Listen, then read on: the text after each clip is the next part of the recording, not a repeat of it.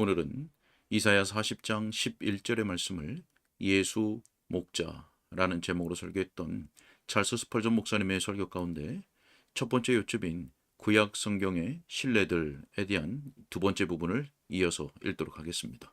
먼저 본문의 말씀을 읽겠습니다. 그는 목자같이 양떼를 먹이시리로다. 아멘. 설교 내용을 읽도록 하겠습니다. 자, 요셉은 예수님의 한 모형이었습니다. 예수님께서 자기 백성들이 이 땅에 있는 동안 그들의 유익을 위하여 이 세상이라는 애굽에서 통치하신다는 점에서 바로 그러합니다. 요셉의 역사를 기억하십시오. 우리는 그가 자기 아버지의 양떼를 그의 형제들과 함께 돌본 것을 발견합니다. 우리 구주께서도 가르치고 전파하기를 시작하실 때 그러하셨습니다. 시기하는 서기관들과 바리새인들 사이에서 그분은 아버지의 양떼를 돌보셨습니다. 그들은 그분에게서 그들 자신에게는 없는 왕적 위엄을 보았음에도 그분을 참을 수 없었습니다. 요셉이 왕자의 서열과 아버지의 사랑을 나타내는 표시로서 채색 옷을 입었듯이 예수 그리스도께서도 그분의 본성의 완전함에 있어서 보통 사람들 이상의 무언가를 나타내셨습니다. 시기하는 목자들은 그분이 즐거움의 기름 부음을 받아 동료들보다 뛰어난 분임을 알아보았습니다. 그때 그들은 그분의 말씀에서 책 잡기를 시작했습니다. 요셉은 한 꿈을 꾸었는데 꿈에서 해와 달과 11별이 그에게 경의를 표했습니다. 시기심 많은 서기관들과 바리새인들이 구주의 말씀을 책 잡으려고 듣다가 그분이 자기가 하나님의 아들이심과 하늘에서 내려오셨음을 주장하시는 것을 들었을 때 그들은 그분이 꿈을 꾸었다고 생각했습니다. 그들은 그분을 신성 모독이라는 이유로 비난했고 마음으로 그분을 적대시했으며 그분을 죽이기로 결심했습니다. 그들은 그분을 은 30, 곧 노예의 몸값에 팔았습니다. 자, 그렇게 우리의 요셉은 악의 세력들에 의해 애굽으로 팔려갔습니다. 그곳에서 그분은 비록 죄가 없으셨음에도 불구하고 거짓으로 고발을 당하셨습니다.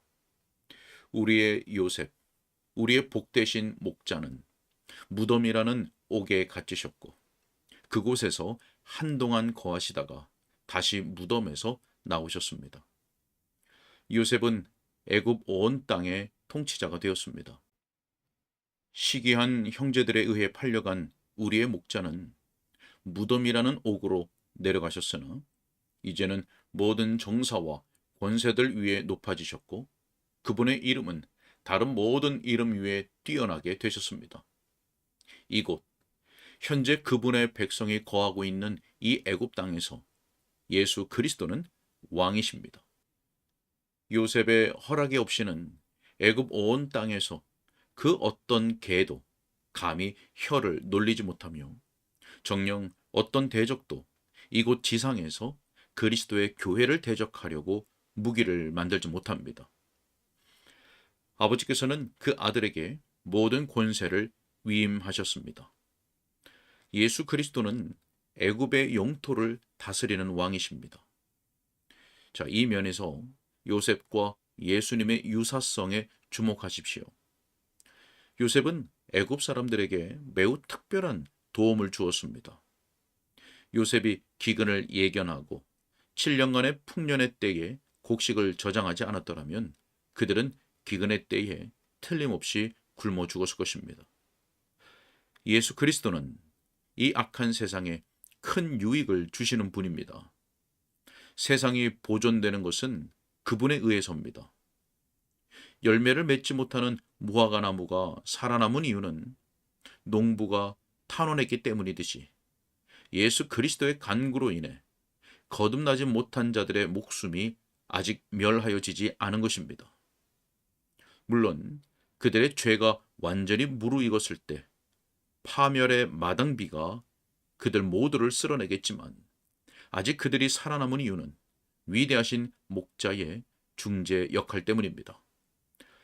예수 그리스도는 요셉처럼 애굽 온 땅을 다스리십니다. 하지만 요셉은 한 가지 특별한 목적을 위해 다스렸습니다. 하나님께서 요셉을 애굽에 보내셨지만 그것은 주로 애굽 사람들을 위해서가 아닙니다. 창세기 45장 7절에서 말씀합니다. 하나님이 당신들의 생명을 보존하기 위해 나를 보내셨나이다. 자, 이것이 요셉 자신의 증언입니다. 예수 그리스도는 지금 만민을 다스리는 권위를 가지셨습니다. 왜일까요? 아버지께서 아들에게 주신 모든 사람에게 영생을 주시기 위해서입니다. 온 세상에 미치는 그리스도의 통치는 그분의 구속의 측면에서는 특별한 목적이 있습니다. 그 특별한 구속에는 대상이 있으며 그 대상이란 오직 그분의 친백성, 곧 그분의 양들입니다. 사랑하는 이요, 예수 그리스도께서 오늘도 세상에서 왕이심을 생각하는 것은 너무도 즐거운 생각입니다. 주께서 다스리시니 온 땅이요 즐거워하라. 예수 그리스도는 오늘도 온 세상의 군주로서 왕관을 쓰고 계십니다. 시편 110편 1절에서 말씀합니다. 여호와께서 내 주께 말씀하시기를 내가 내 원수들로 내 발판이 되게 하기까지 너는 내 오른쪽에 앉아 있으라 하셨도다. 자, 그러므로 예수님께서 허용하시고 명하시고 지배하시지 않는 것은 그 어떤 것도 일어나지 않습니다. 제국들이 무너질 때 그 나라들을 철장으로 깨트리시고 마치 토기장이의 그릇들처럼 산산이 깨트리시는 분은 그리스도이십니다. 큰 화재가 도시를 불태우고 질병이 열국들을 황폐화시키며 전쟁이 연이어 발생하고 역병과 기근이 끊이지 않을 때에도 여전히 우리의 요셉이 모든 일들을 잘 통치하시니 우리는 하나님을 사랑하는 자, 곧 그 뜻대로 부르심을 입은 자들에게는 모든 것이 합력하여 선을 이루는 것을 압니다. 성도들은 세상 안에 있지만 그리스도께서는 세상을 그분의 교회를 위해 통치하시니 이는 교회가 악한 세대 가운데서도 보존되도록 하시기 위함입니다. 여러분은 애굽 사람은 다 목축을 가증히 여겼다고 하는 특이한 구절을 기억할 것입니다. 하지만 이상하게도 목축하는 자들이 애굽에서 그들의 보금자리를 발견했습니다. 지금도 세상은 그리스도인들을 다 가증히 여기지만 그리스도의 훌륭한 통치 하에서 우리는 이 세상에서도 큰 소동 없이 적지 않은 현세 위로를 누리면서 거하고 있습니다. 우리가 달리 어디에서 그 이유를 찾겠습니까? 그 모든 것은 그리스도께서 보좌에 앉아 이스라엘의 유익을 위해 애굽을 다스리시기 때문이며 그리하여 결과적으로 세상이 하나님의 교회의 복락에 도움이 되기 때문입니다. 자, 이 주제는 매우 마음을 끄는 주제이지만 더 이상 시간을 지체할 수 없군요. 자, 이제 다음 목자에게로 여러분의 관심을 기울이시길 바랍니다. 자, 다음의 경우에서 예수 그리스도는 상당히 다른 인물 안에서 모형적으로 제시됩니다. 모세는 애굽에서 통치자가 아니었지만 상당히 독특한 인물이었습니다. 모세는 양들을 돌볼 때 다른 모든 무리들과 멀리 떨어져 광야에서 돌보았습니다. 그가 하나님의 백성인 이스라엘의 목자가 되었을 때 그의 임무는 그들을 애굽에서 보존하는 것이 아니라 그들을 그곳에서 이끌어내는 일이었습니다. 자, 여기에 구별된 백성의 목자로서 예수 그리스도의 한 모형이 있습니다. 즉, 사람들 가운데서 부름을 받고 구별된 나라가 되어 다른 민족들 중에서 헤아림을 받지 않는 그런 백성의 목자입니다. 예수님은 모세처럼 왕이 되실 수 있었습니다. 마귀가 그분에게 말했습니다. 만일 내게 엎드려 경배하면 이 모든 것을 내게 주리라. 자, 우리가 성경에서 읽듯이 사람들이 그분을 붙들어 억지로 왕을 삼으려 했습니다. 그분은 본래 왕족이셨기 때문입니다. 하지만 그분은 거절하셨습니다. 모세가 바로의 딸의 아들로 불리기를 거절했듯이 예수 그리스도께서도 이렇게 말씀하셨습니다. 사탄아, 내 뒤로 물러가라. 자, 이 세상의 모든 부귀와 영광보다 그분은 자기 시대의 애굽에서 앞지 않은 권력에 의해 억눌리고 멸시받는 불쌍한 자기 백성 편에 서는 것을 더 좋아하셨습니다. 여러분이 기억하듯이 모세는 바로에게 가서 이렇게 말함으로써 자기 사명을 시작했습니다. 여호와의 말씀에 내 백성을 보내라. 그들이 나를 섬길 것이니라. 자, 예수 그리스도는 구별된 백성의 목자로서 그들이 타고난 본성의 상태 억압에서 떠날 것을 요구하심으로써 사역을 시작하십니다. 고결한 손과 편팔로 그분은 자기 백성을 사람들 중에서 불러내십니다. 그분은 재앙의 기사와 이적을 행하시지만 그 백성 모두를 이끌어내십니다. 출애굽기 10장 26절에서 말씀합니다. 우리의 가축도 우리와 함께 가고 한 마리도 남을 수 없으니. 하나님의 자녀 중 단 한 사람도 그분 목초지의 한 마리 양도 죄와 사망의 애굽에 남기지 않으십니다.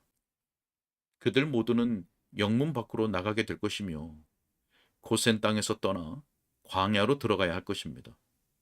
왜냐하면 그들이 하나님과만 함께 있어야 하며 우상으로 가득한 땅에서는 그분을 경배할 수 없기 때문입니다. 저는 애굽에서의 모세의 활동에 대해 오래도록 상세히 설명할 수 있으며 특히 유월절 만찬에 대해 그럴 수 있습니다. 그 모든 것이 의심의 여지 없이 본문이 이렇게 말하고 있는 분의 모형입니다. 그는 목자같이 양떼를 먹이시리라. 자, 우리의 주된 논점은 모세의 위대한 출애굽입니다. 그는 이스라엘 모든 지파들의 우두머리로서 숫곳으로 나아갔습니다. 그곳에서 그들은 장막을 쳤습니다. 조금 후 그들은 비하히로까지 나아가 홍해 앞에 이르렀습니다. 모세 지팡이가 선두에 서서 이끄는 대로 그들은 바다를 마른 땅처럼 건넜으며 마침내 애굽과 분리된 광야로 들어섰습니다. 사랑하는 이여, 이는 마치 천국의 모든 상속자가 애굽에서 나온 후에는 예수 그리스도의 피의 홍해를 건너므로써 예수와 합하여 세례를 받고 광야에 구별된 위치로 인도되어 나오는 것과도 같습니다. 모세가 광야에서 그 백성에게 어떻게 목자로서 행했는지를 보기란 쉽습니다. 그는 광야에서 방랑하는 동안 그들을 줄곧 인도했습니다. 그는 여수론의 왕, 곧 하나님께서 그에게 주신 백성의 수령이었습니다. 그들이 양식을 원할 때 그의 기도가 만나와 메추라기를 내리게 했습니다. 그들이 마실 것을 원할 때 반석에서 물이 쏟아지게 만든 것은 그의 음성이었거나 혹은 그가 손에 들고 친 막대기였습니다. 자, 저 단단한 반석에서 많은 불이 솟아나왔습니다. 아말렉 족속과 싸워야 했을 때에는 모세의 높이 든 팔이 여호수아의 날카로운 칼보다 더 많은 일을 했습니다. 그들은 때때로 모세에게서 징계를 받았습니다. 그는 황금 송아지를 가루로 만들었으며 그 가루를 물에 타서 그들로 하여금 마시게 했습니다. 모세는 하나님께서 지명하신 전령으로서 목자처럼 그 백성 모두를 자기 품에 안아야 했습니다. 종종 그 일은 그에게 너무나 무거운 짐이었기에 그는 이렇게 말하기도 했습니다. 책임이 심히 중하여 나 혼자는 이 모든 백성을 감당할 수 없나이다. 자, 여기에 예수 그리스도, 곧 구별된 교회의 지도자를 연상하게 하는 한 모형이 있습니다. 형제들이요, 저는 우리 모두가 이런 사상을 가질 뿐 아니라 그 사상대로 살아가야 한다고 여깁니다. 지금 교회는 광야에 있습니다. 우리는 세상을 떠났고 그 교훈과 풍조와 종교를 떠났습니다. 우리는 세상의 무종교를 미워하는 만큼 세상의 종교를 미워합니다. 우리는 그것을 아주 버렸으며 다시는 돌아가지 않을 것입니다. 비록 때때로 육체의 정욕은 옛 속박의 상태로 돌아가기를 갈망하지만 자기 백성을 오염된 세상에서 멀어지도록 이끄시는 우리의 위대하신 목자의 인도를 따라 우리는 경건의 길을 걸으며 저 약속된 안식으로 나아갑니다. 자, 여러분에게 제시하고자 하는 마지막 모형은 다윗입니다. 이 목자는 예수 그리스도를 예표하며 특히 다른 이들과는 달리 교회 가운데 계시는 왕으로서 그리스도를 나타냅니다. 다윗은 예수 그리스도처럼 그의 삶을 시련과 더불어 시작했습니다. 그는 기름 부음을 받고서 곧장 고난당하기 시작합니다. 세상의 왕이 그를 알아보았고 그 눈을 그에게 고정했으며 그에게 창을 던졌으며 그 자신이 죽임을 당할 때까지는 결코 가만히 있지를 못했습니다. 가련한 다윗은 육체로 거하시던 때에 예수 그리스도를 예표하기에 적절한 인물입니다. 이 세상의 왕은 그분을 찾아내어 그분의 불꽃을 짓밟아 끄기 위해 안달했습니다. 다윗은 결국 보좌에 이르고 조용하고도 평화롭게 예루살렘에서 이스라엘과 유다를 왕으로서 다스립니다. 지금도 세상의 군왕들이 나서며 관원들이 서로 꾀하여 그분을 대적하지만 이것이 그분에 관한 하나님의 칙령입니다. 내가 나의 왕을 내 거룩한 산 시온에 세웠다. 자, 옛적에 사자의 턱에서 어린 양을 건져내고 곰의 발톱에서 양을 구출했던 그 목자, 죽음의 고통에서 지옥의 사자의 수염을 붙잡고 그를 죽이신 그 동일한 목자가 위에 있는 예루살렘에서 왕으로서 다스리시며 또한 그분의 모든 성도들은 즐거이 그분께 신하로서의 경의를 표합니다. 그 목자가 다스리십니다. 예수 그리스도는 하나님의 교회의 왕이십니다. 자, 이 5가지의 모형적 신뢰들을 곰곰이 생각해 보십시오. 그러면 목자같이 양떼를 먹이시는 그분과 관련하여 많은 교훈을 얻을 것입니다. 아멘. 여기까지입니다.